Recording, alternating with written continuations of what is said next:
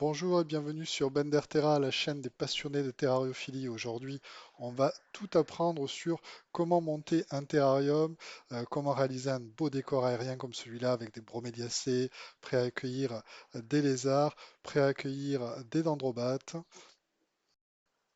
peut profiter de quelques vues proches de ces animaux qui sont tous merveilleux. Je vais également vous partager une belle vue d'ensemble et c'est assez magnifique. Mais qu'est-ce qu'on voit dans le reflet là?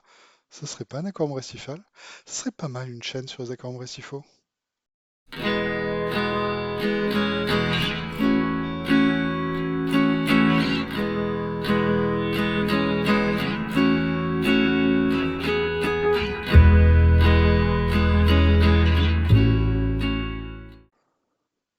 Bonjour et bienvenue. Aujourd'hui, nous sommes chez Christophe, un récifaliste de la région de Montpellier.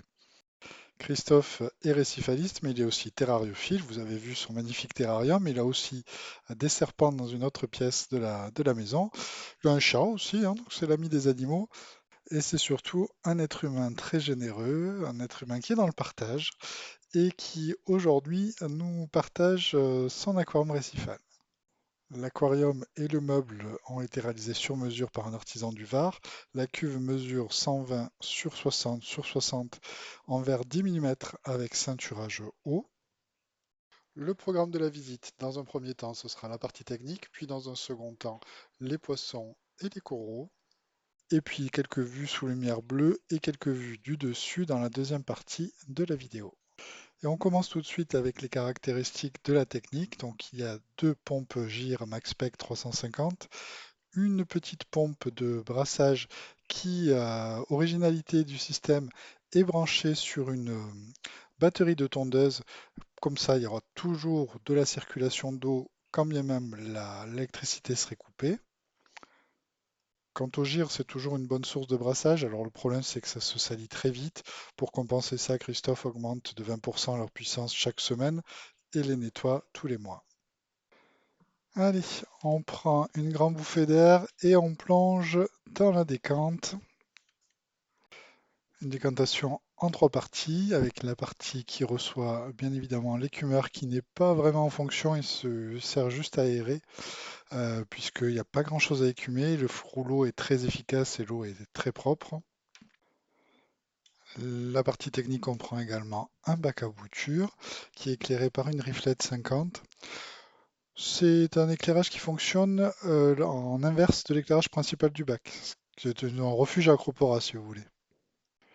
Et ensuite, le dernier compartiment qu'on va voir, c'est une réserve d'eau osmosée de 20 litres environ.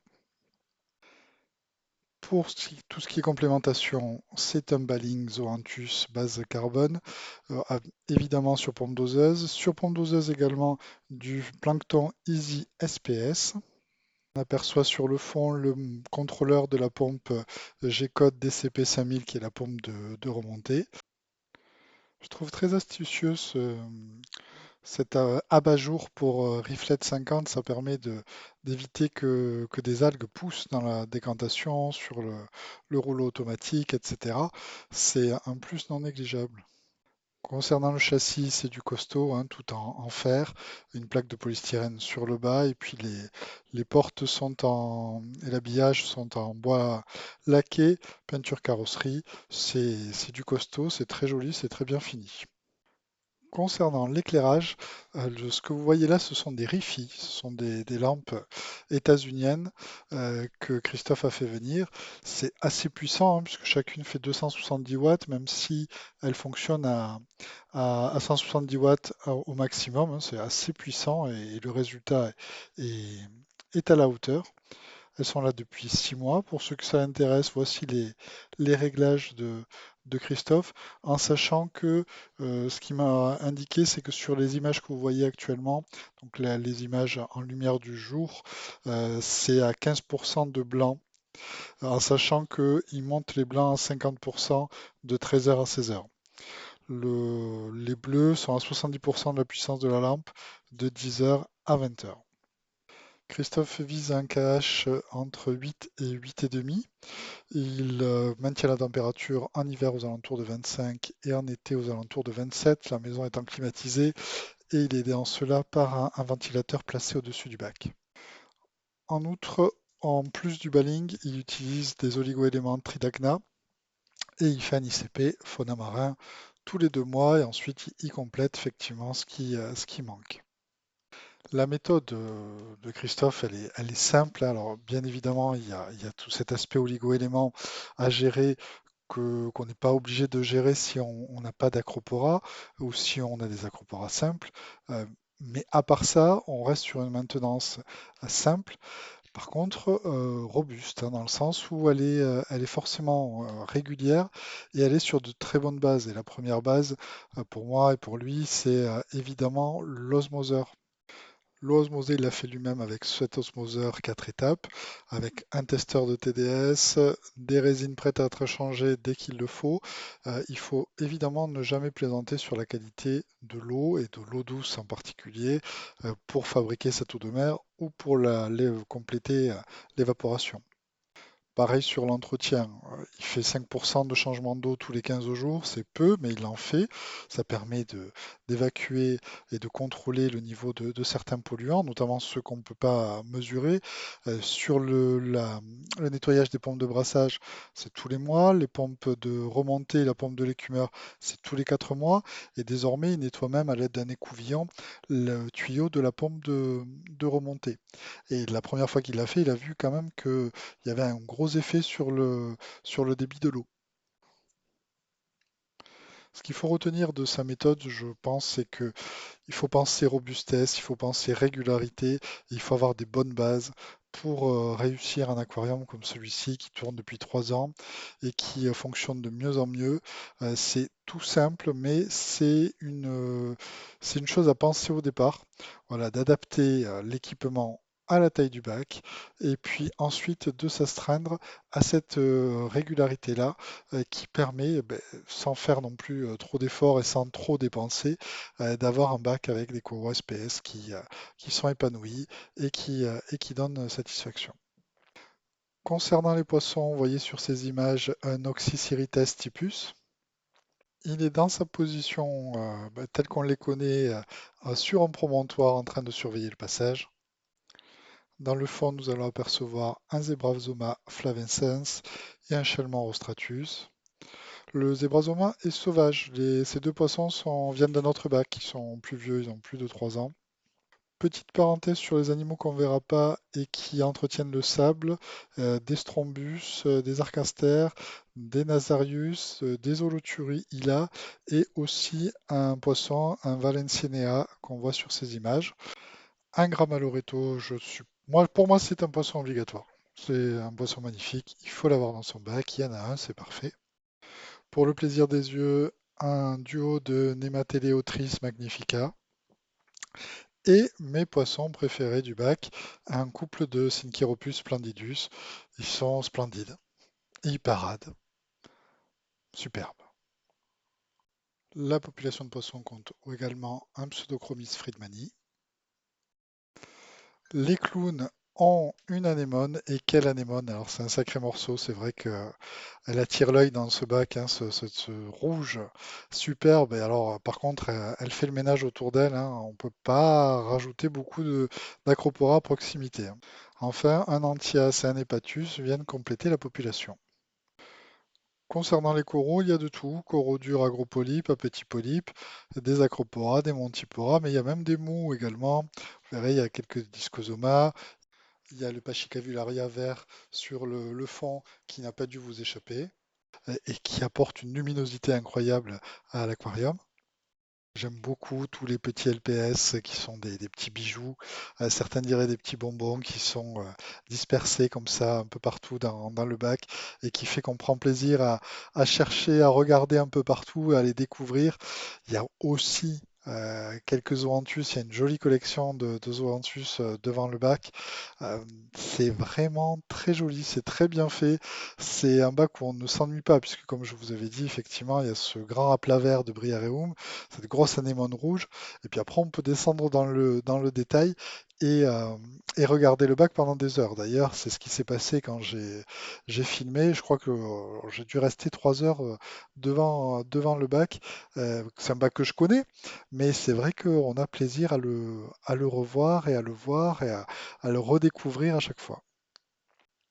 Alors, les projets de Christophe, ça sera de faire de la place, hein, puisqu'il a de très jolis coraux, de très jolis acroporas. Il a des souches plus classiques, et c'est vrai qu'à un moment donné, ben, si on veut de la nouveauté, ben, il va falloir choisir de qui on va garder, et puis de qui on va se séparer. Mais je trouve que c'est une bonne démarche. Quand on lance un aquarium d'eau de mer, surtout si on veut des SPS, de commencer à faire mûrir le bac avec des coraux dits classiques, des acroporas classiques, et puis ou même des stylophoras pour ceux qui aiment éclairer plutôt en lumière blanche. Et c'est quand même nécessaire pour faire mûrir le bac et pas prendre de risques avec des souches plus délicates. Et puis quand le bac est plus mûr, à ce moment-là, commencer à introduire des acroporas plus délicats. Et puis pour les débutants, ça permet de- d'apprendre à maintenir la stabilité des éléments essentiels, hein, comme le KH et le calcium. Et puis petit à petit aussi à complémenter sur les oligoéléments, apprendre à lire un ICP, etc. Autant commencer avec des animaux qui vont permettre d'accepter quelques marges d'erreur et de tolérer quelques erreurs de maintenance sans nécroser tout de suite. D'ailleurs, concernant le décor de ce bac, tout est fait en pierre inerte, hein, en Marcorox, ajout de bactéries, ajout de microphones, et environ un an avant que les paramètres se stabilisent. Maintenant, ça fonctionne très bien, mais c'est grâce aussi aux coraux qui consomment tout, hein, c'est-à-dire que Christophe rajoute des phosphates, hein, et c'est vrai que lorsque les bases sont bonnes, c'est les coraux qui prennent le relais et c'est eux qui vont assurer l'épuration de l'eau du bac. Je reviens sur les poissons. Christophe nourrit avec 90% de congelés, surtout des artémias, mais il y a aussi des mésis, des rotifères, des cyclopes dans le lot. Concernant la nourriture sèche, on est sur du Dr Bassler et du Easy Mastec 40. Après, on est vraiment sur 10% hein, de l'alimentation. Donc tout au congelé, c'est pas plus mal. Apparemment, ça réussit très bien aux poissons. Poissons qui, vous l'avez vu, sont toujours devant la vitre, sont en pleine forme. Ça fait plaisir de voir des animaux qui ne se cachent pas dès qu'on met le nez devant la vitre. Abordant un point essentiel qui est le par, au niveau des acroporas à droite, on est entre 5 et 600 de par au plus haut de la journée. Au niveau de cette fosse, au niveau des glabrescens, on est entre 250 et 400. Et au niveau du sol, on est entre 220 et 250, en sachant que les rifis ne sont pas à leur maximum. Donc on a vraiment un éclairage qui permet de disposer les acroporas comme on en a envie, sans être obligé de faire un promontoire sous la lampe pour espérer les faire pousser. Si vous avez en souvenir le Latistella tel qu'il est situé dans ce bac, il est éclairé entre 280 et 380 de part. Donc c'est quand même super agréable de faire le décor comme on a envie, de disposer dans le sens où on peut disposer les animaux comme on en a envie, à partir du moment où on a des rampes suffisamment puissantes. Le bac sous lumière bleue, je sais qu'il y a beaucoup d'amateurs, mais moi le premier, hein, je n'éclairerai pas le bac tout le temps comme ça, mais c'est vrai que quand moi c'est le matin et le soir chez moi, quand la lumière est bleue, c'est vrai qu'on on voit des choses incroyables et des coraux aux couleurs folles. Donc la fin de la vidéo sera consacrée à un montage des images du bac sous lumière bleue. Je vous laisse profiter et je vous retrouve en fin de vidéo.